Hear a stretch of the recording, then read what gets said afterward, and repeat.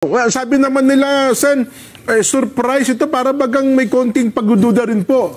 Mismo atang chairman, sabi niya, hindi na-coordinate. Hindi na-coordinate, wala daw courtesy. Yun hong pagharap nitong si Master Sergeant Gutesa.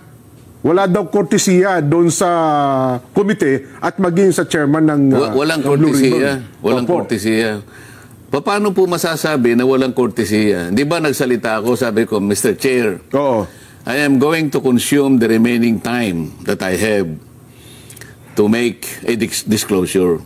Okay. Sinabi ko yung pangyayari nga na tinawagan ako niya, no?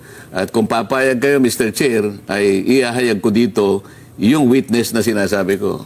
O let him testify. Tinayagan naman po niya. Diba? So tinawag ko ngayon. Nasaan ang kawalan ng courtesy?